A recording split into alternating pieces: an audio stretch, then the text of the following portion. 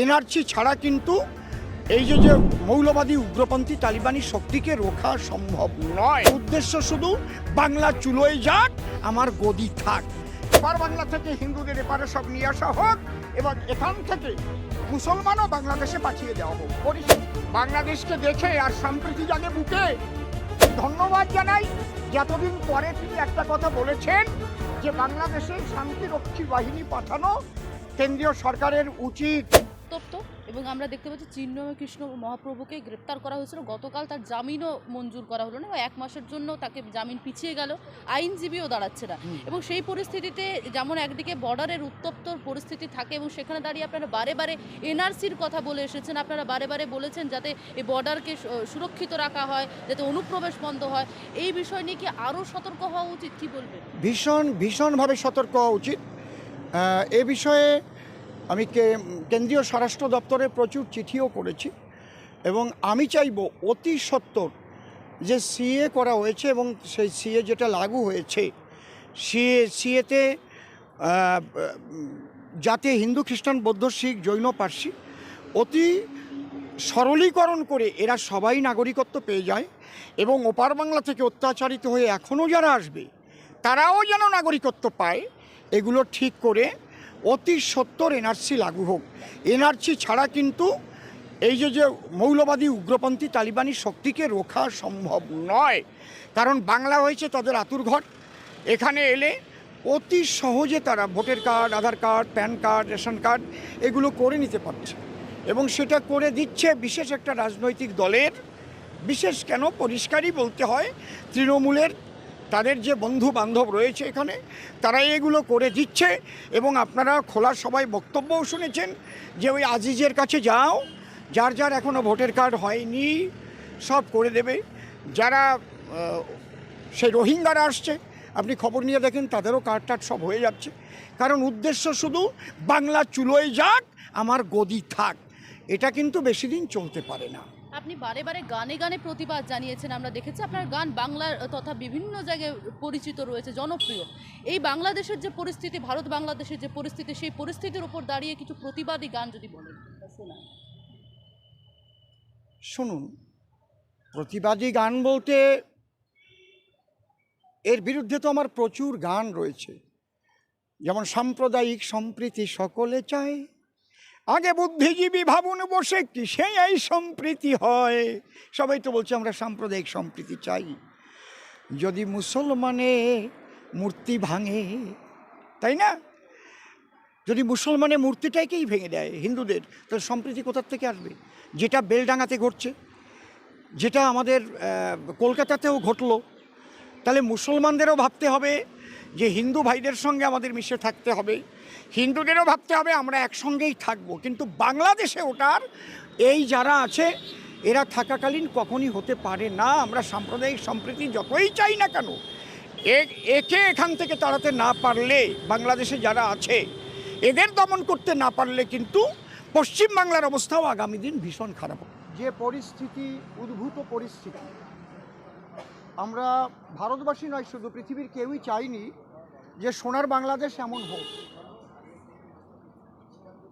বাংলাদেশের এই উদ্ভূত পরিস্থিতিতে তালিবানি, জেহাদি যে শক্তি এবং যে রাজাকার শক্তি, যে শক্তির মাধ্যমে বঙ্গবন্ধু জাতির পিতা শেখ মুজিবুর রহমানকে হত্যা করা হয়েছিল, আজ তারাই বাংলাদেশকে দখল করে বসে আছে এবং তারা চাইছে অনবরত।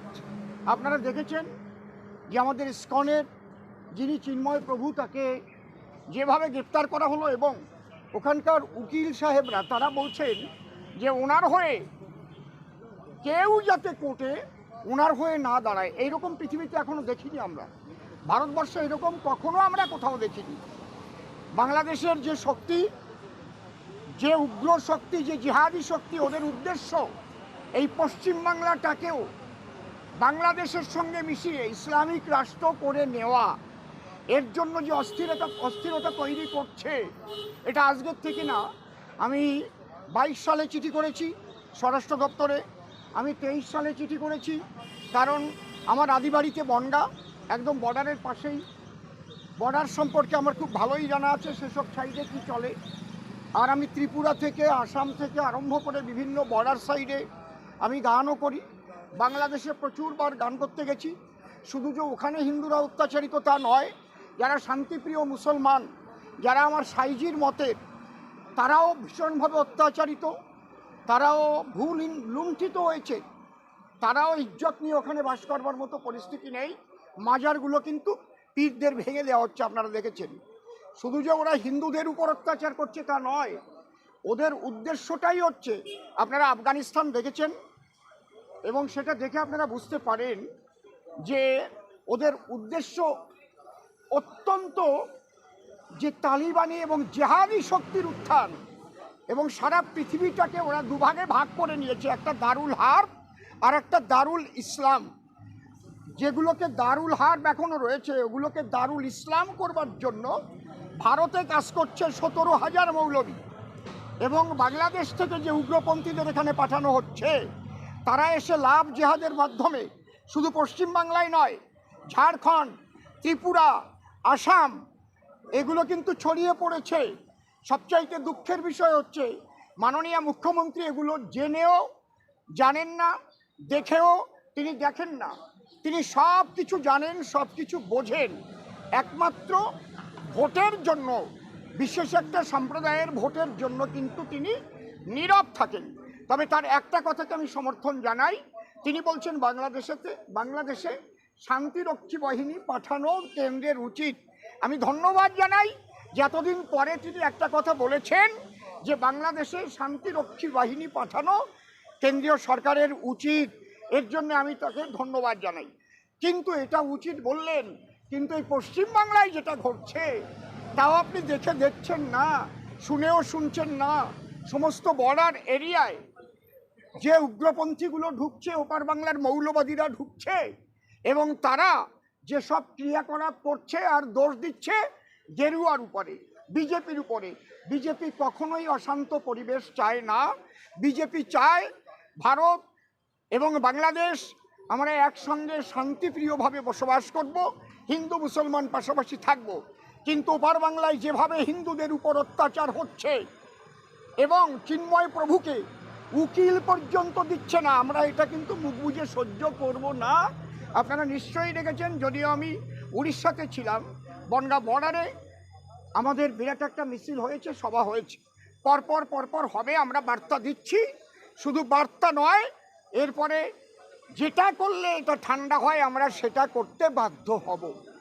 দাদা শুভেন্দু অধিকারী বলেছিলেন যে ওপার বাংলার 2 কোটি মানুষ তারা আসবে, আমরা তার জন্য তৈরি থাকি। আমরা আমাদের এমপি মহোদয় গতকালও তিনি বলেছেন, ফ্লোরে জগন্নাথদা, তারপরে আমাদের শ্রদ্ধেয় শ্রমিকদা তিনিও রাজ্যসভায় বলেছেন, এবং আমরাও চাইছি যদি ওপার বাংলায় হিন্দু মুসলমান বসবাস করতে এতই অসুবিধা তাদের মনে হয়, আমরা কিন্তু চাই একসঙ্গে আজান চলবে, একসঙ্গে কীর্তন চলবে, নামাজ পড়বে, আজান চলবে, কীর্তন চলবে। তারা যদি মনে ভাবে যে হিন্দুদের কীর্তন বন্ধ করে দেবে, হিন্দুদের মন্দির ভেঙে দেবে, হিন্দুদের মূর্তি ভেঙে দেবে, তাহলে আমার হিন্দুদের কেন্দ্রীয় সরকারের কাছে আমাদের নিবেদন, ওপার বাংলা থেকে হিন্দুদের এপারে সব নিয়ে আসা হোক, এবং এখান থেকে মুসলমানও বাংলাদেশে পাঠিয়ে দেওয়া হোক। পরিষ্কার পরিচ্ছন্ন কথা, পরিষ্কার পরিচ্ছন্ন কথা। আর যদি একসঙ্গে আমরা বসবাস করতে পারি, তার চাইতে ভালো জিনিস আর নেই। কিন্তু যদি তাদের উপর এইভাবে চলতেই থাকে, তাহলে আমরা আর কতদিন এইভাবে দেখব? আমাদের হিন্দুগুলোকেও নিয়ে আসুক, মুসলমানগুলোকেও পাঠিয়ে দিক। দ্বিজাতি তত্ত্বের ভিত্তিতে যখন ভারত ভাগ হয়েছিল, যেটা বাবা সাহেব আম্বেদকর বলেছিলেন লোক বিনিময়, তখন হয়নি। এটা বাবা সাহেব আম্বেদকরের পলিসি ছিল লোক বিনিময় করা, সেটা তখন হয়নি। এখন করে দিক, আমার হিন্দুদের নিয়ে আসুক, 3 কোটি হিন্দু এখান থেকে পাঠিয়ে দিক ওখানে, ওরা ওখানে ভালো থাকবে, আল্লাহু আকবর বলবে, আমরা হরে কৃষ্ণ গাইব, অসুবিধা কিচ্ছু নেই। প্রবেশকারীদের ঠেকাতে গেলে এক্ষুনি এনআরসি সারা ভারতে হওয়া উচিত বলে আমি মনে করি। কারণ এনআরসি ছাড়া এদের বেছে বের করা সম্ভব না। তার আগে যে হিন্দু, খ্রিস্টান, বৌদ্ধ, শিখ, জৈন, পার্সি সম্প্রদায়ের জন্য সিএ করা হয়েছে, অতি সরলতার মাধ্যমে, আইনি সরলতার মাধ্যমে এদের নাগরিকত্ব সুরক্ষা দিয়ে অতি সত্বর এনআরসি যদি করা যায়, তাহলে এই মৌলবাদীদের বেছে বেছে খুঁটে খুঁটে বের করা যায় বলে এটা আমার মতামত। সম্প্রীতির গান গাওয়ার টাইম নাই, কোনো রকম না, আগে সম্প্রীতি ফিরুক তারপরে সম্প্রীতির গান। অনেক সম্প্রীতির গান গেয়েছি, সম্প্রীতির গীতি আমার ছিল অনেকে প্রীতি, কিন্তু এখন ভুলে গেছি সেই স্মৃতি।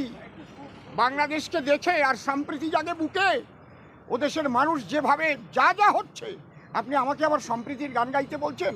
আমি বলছি ও দেশের হিন্দু এদেশে আসুক, এদেশের মুসলমান ও দেশে নিয়ে নিক, ওরা আমার কোনো আপত্তি নেই। বাংলা হান্টের আরো খবর দেখতে নজর রাখুন। বাংলা খবর মানেই বাংলা হান্ট।